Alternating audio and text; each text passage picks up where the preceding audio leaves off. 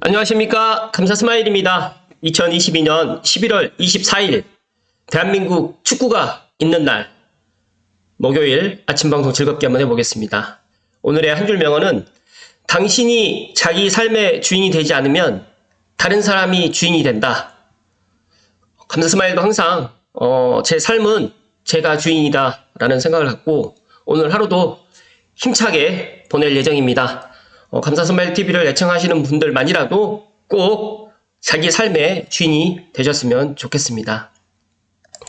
오늘 방송에 앞서가지고 오늘 드디어 월드컵 H조 첫 경기인 대한민국과 우루과이가 오늘 첫 경기를 합니다. 또 어제도 또 일본이 독일을 또 이겼습니다. 또 이변이 연달아서 지금 사우디도 이기고 일본도 이기고 아시아 국가들의 이런 선전을 보면서 오늘 대한민국이 꼭 우루과이를 이겨주기를 기원하면서 내일은 더 기쁘게 방송을 갖다가 할 수 있도록 하고요. 지금 대한민국 일정을 보면 대한민국과 가나가 28일 그리고 마지막 경기가 포르투갈과 이제 12월 3일 새벽 0시에 지금 경기가 있을 예정인데 대한민국 국민 모든 분들 그리고 감사스마일TV 애청하신 분들만이라도 꼭 승리의 함성의 그런 기운을 팍팍 넣어주시라는 말씀 오늘 드리면서 오늘 방송 기쁘게 시작하겠습니다. 오늘 방송 드릴 소식은 3기 신도시 관련해 가지고 이야기를 좀 드릴 텐데요.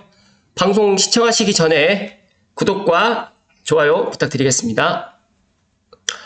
파이낸셜 뉴스의 김서연 기자님의 기사를 토대로 이야기를 드릴 텐데요. 공급 늘린다더니 3기 신도시 4,200가구 축소한다. 이게 무슨 갑자기 공급을 갖다 270만 호 윤석열 정부에서 계속적으로 늘린다라고 했는데 갑자기 3기 신도시에 거의 한 4,200가구가 지금 축소됐다라고 지금 밝혔습니다. 이거를 딱 이렇게 액면으로만 보게 된다고 하면 정말 축소되나 보다라고 하는데 먼저 방송 시작하기 전에 먼저 말씀을 드리면 소형과 그다음에 대형 평수를 갖다 좀 축소를 했고 감사스마일이 이야기 들었던 40 타입이라든지 50 타입 이하는 좀 자제를 좀 하고 거의 최소한 59, 60 이상으로 해서 국민 평형 84까지로 해서 좀 증가를 해야 된다라는 제 방송을 들었는지 모르겠지만 아무튼 창릉은 지금 그렇게 좀 변화가 됐습니다.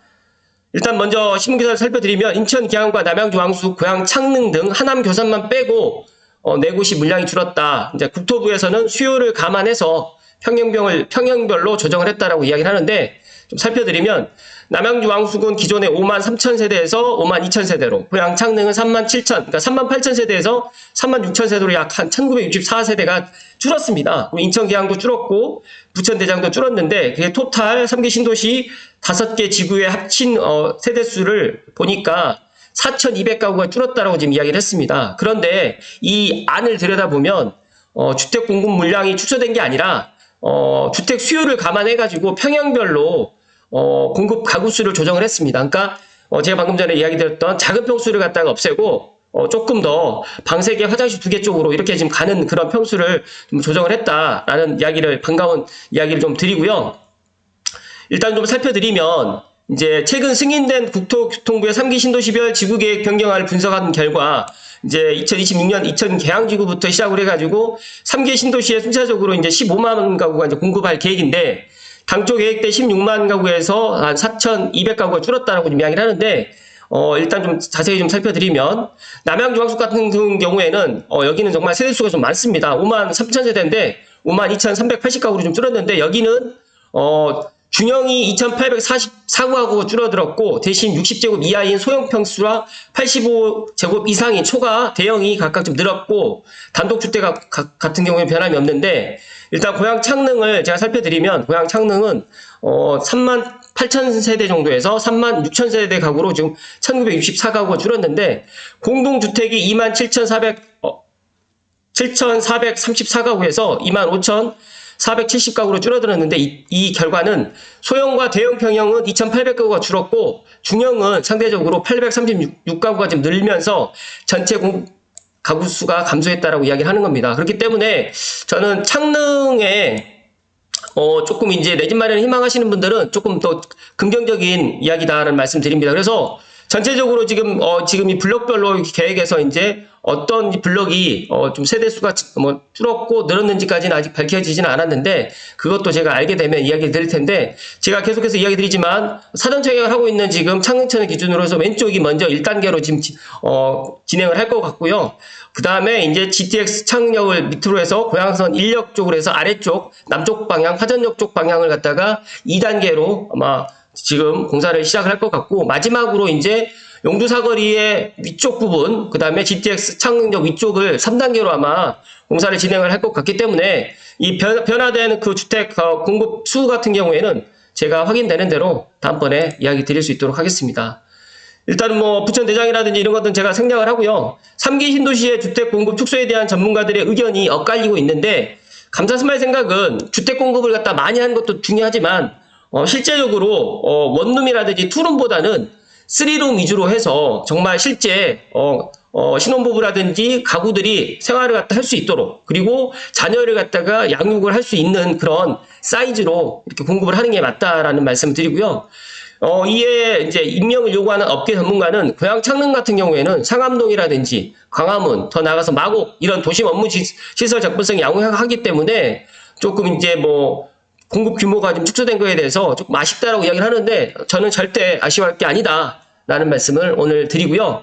추가적으로 이한준 그 LH 사장님이 바뀌셨습니다. 알고 계시는 분도 알고 계시겠지만 디지털 타임스의 이미연 기자님의 이한준 그 LH 사장이 지금 이야기를 했는데, 주택 공급과 안정, 3기 신도시 분양가 인하 방안을 찾겠다라고 지금 이야기를 했습니다. 그래서 제가 네이버에 한번 이분이 어떤 분이신가를 확인해 봤는데, 일단은 한국토지주택공사 사장을 11월에 취임을 했고요. 그 전에 경기도시공사 사장님을 역임을 하셨습니다. 그래서 뭐 어떤 인물인가는 뭐 차츰 알아보면 좋겠지만, 일단은 기자간담회를 갖다가 어제 했었는데, LH 브랜드를 고품질 전환을 고민을 하고 민간 자본을 활용해서 다변화를 하겠다라고 지금 이야기를 하셨습니다. 그래서 취임 후 첫 기자간담회를 했는데, LH 본연의 역할 중 하나가 주택 공급 가격 안정이라고 보고 3기 신도시의 경우에 가처분 면적을 추가 확보하는 방안을 찾겠다, 그렇게 지금 이야기를 좀 했습니다. 그래서 LH의 큰 숙제인 조직계획부터 언급을 했는데, LH는 변해야 한다, 지난해 일부 직원의 뭐 이런 여러 가지 이야기 있지만,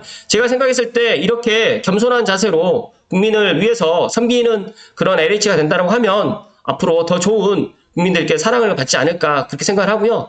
LH가 대한민국에서 아파트를 가장 많이 지어온 공공기관임에도 불구하고 LH 브랜드를 기피하는 현상이 많은 현실에 대해서는 고품질 전환 전략을 고민하고 있다고 또 밝혔습니다. 또 최근에 일부 공공분양 아파트에서 LH 안단테 브랜드 사용을 꺼려하고 실제 시공사 브랜드를 갖다가 지금 쓰는 향동 A3블록 같은 경우에도 지금 시공사 브랜드인 두산 2부 브랜드를 쓰고 있습니다. 그래서 이런 부분들 같은 경우에도 국민이 원하는 방향으로 가겠다라고 지금 이야기를 했습니다.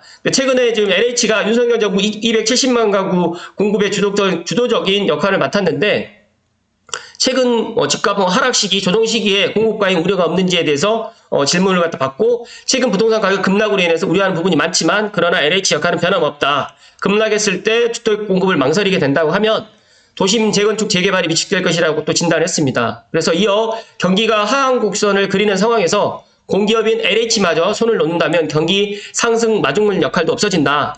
그렇게 또 민간의 건설사들이 위축돼서 사업이 어려울 것이기 때문에 공기업에서 대신 어느 정도 역할을 맡아야 된다라고 지금 이렇게 이야기를 했습니다. 그리고 제가 이 부분에 있어서 꼭 이야기를 드리고 싶은데, 3기 신도시의 분양가를 낮추기 위해 건설 매각이 가능한 가처분 면적을 확대하겠다고 이야기를 했는데, 과연 3기 신도시의 분양가, 사전청약가보다 더 본청약 분양가가 좀 낮아질 거라고 지금 많은 분들이 또 생각을 하시고, 또 LH 지금 이한준 사장님께서도 이렇게 이야기를 하는데, 제 개인적인 생각입니다. 제 개인적인 생각인데, 그거는 솔직히 현실적으로 쉽지는 않을 것이다. 그러나 이런 부분을 갖다 어떻게든 일단 좀 서민들 내 집 마련을 확보하기 위해서 노력을 하겠다라고 좀 밝혔기 때문에 이 부분도 한번 지켜봐야 될 것 같다라고 생각을 합니다.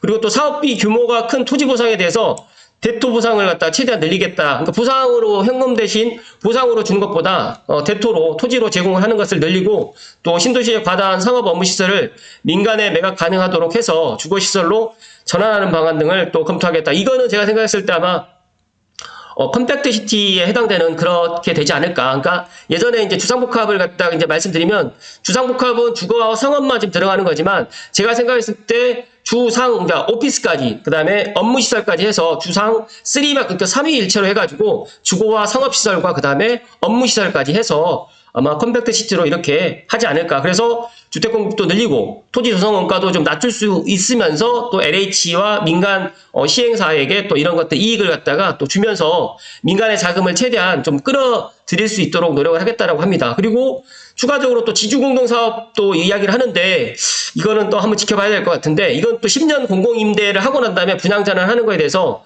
또 어떻게 또 추진할 것인지 또 민간의 자본을 어떻게 활용할 것인지에 대해서는 구체적인 계획은 없지만 어찌됐든 간에 조성원가를 갖다 낮춰가지고 공공주택인 LH에서 안정적으로 주택을 공급하겠다. 또 사업의 다변화를 내부 직원들과 고민하고 있다라고 지금 이야기를 했습니다. 제가 생각했을 때 이 이야기가 정말 공연불에 그치지 않고 정말 실천 가능할 수 있도록 지금 LH 이한준 사장님께서 노력을 해주실 거라고 저는 믿고 한번 지켜보겠습니다.